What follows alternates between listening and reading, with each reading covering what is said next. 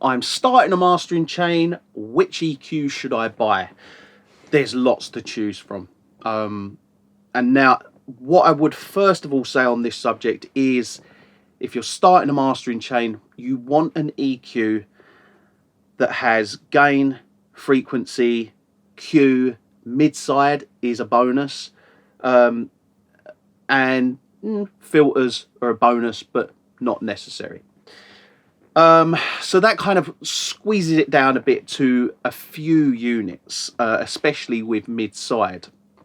Now, if I just go through quickly the EQs that I have in here, would I recommend them for starting a mastering chain? Let's start Golly Porter Grinder EQ. No. And the reason being is I never say that should be your only EQ. That's a luxury EQ.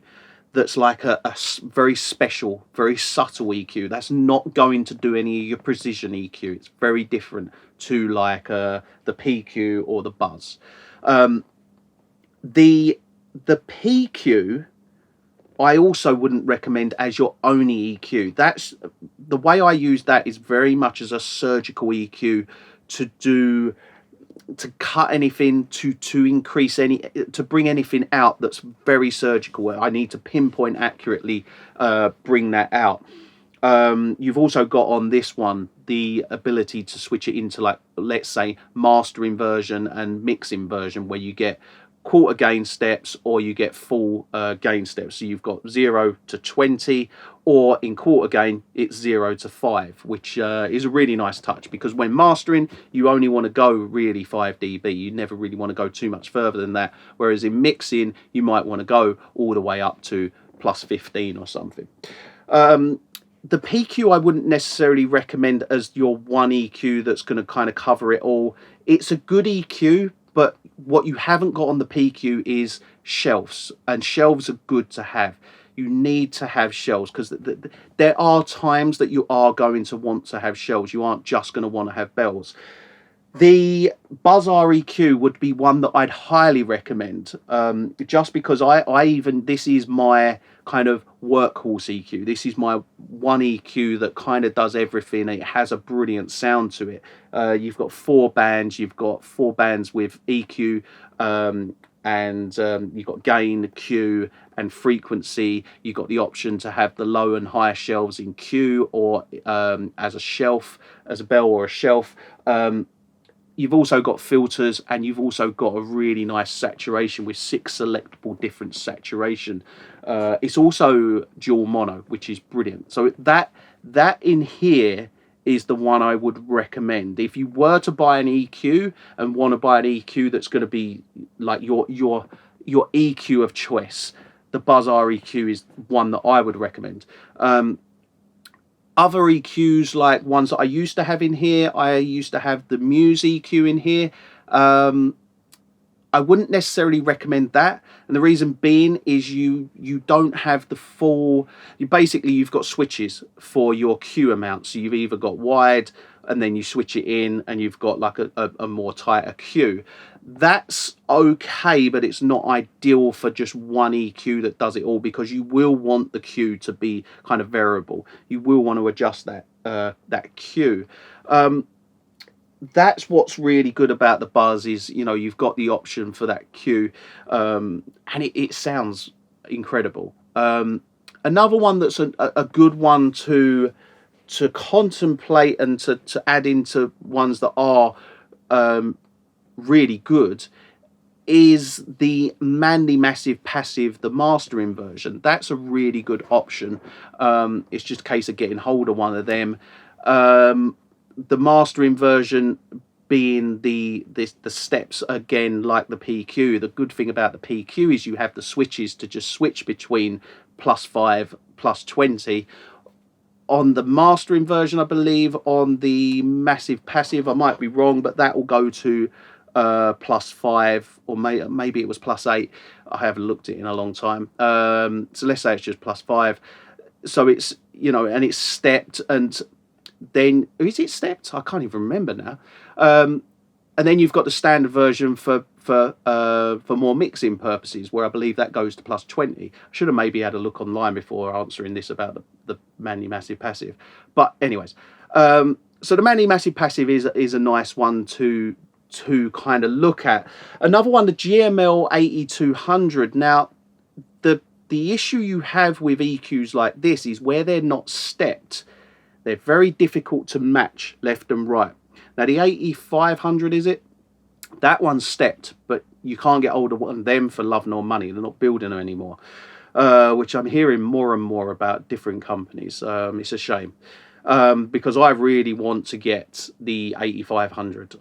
The problem is I had the 8200 in here and I really loved it. I thought it was a brilliant EQ. The problem is it goes from 0 to 20, I think it was, and they're so small increments. Matching left and right was really difficult, making that match. So like an 8200, it's not ideal. It has the ability to adjust the Q and obviously the frequency. So the main issue with that is the recallability, and the problem you've got with when you want to try and recall something, and you will have to recall analog, especially if you've got an online mastering service like we do, you will have to recall at times. And that's why the Buzz is really good, because it is very much that they're very, very good steps. The PQ is very fiddly in the terms of steps, and that's one of the reasons I use that in mid-side, because then I don't have to match left and right. I'm very much independent. Left controls mid, right controls side, so they're different. They're set to different parameters. Another EQ, another one it's a good EQ is the Maag EQ4M. Brilliant EQ. The problem you've got there is you've got fixed bands and you have no ability to change the Q. Albeit you've got things like the Air band, which is brilliant, and it does sound great on the Maag. But where you've got fixed band, you don't want to buy one of them as your EQ of choice, because you are fixed to these bands, albeit they do cover a lot of bands, but you're not going to get the flexibility you get from something like a Buzz REQ. Another one is the Betamaker mastering EQ. Now, this is a more affordable EQ, about 3,000, 3,200, depending on where you get it from. And you have a lot of additional aspects of this EQ. You've got mid-side built into it.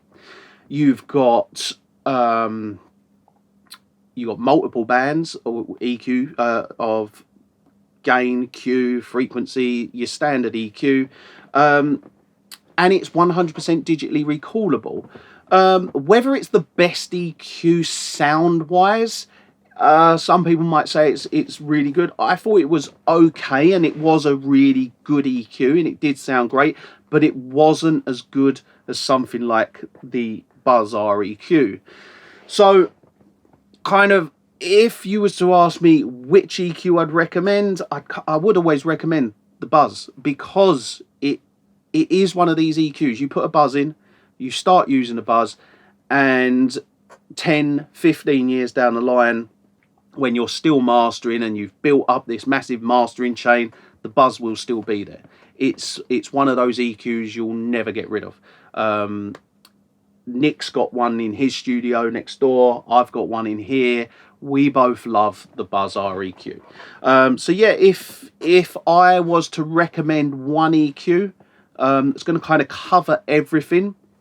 If you want to go and spend £6,500, £7,000 on a really good EQ, the Buzz is my choice. If you want to keep it, let's say, around 3,000, I would actually recommend the Betamaker mastering EQ, just because it does literally everything you're going to want, and it is a good sounding EQ, albeit not as good as the Buzz. The Buzz has a really, really cool sound to it. So yeah, that's kind of my honest opinions on which EQ to buy if you're starting a mastering chain. So yeah, Buzz REQ every day, all day long.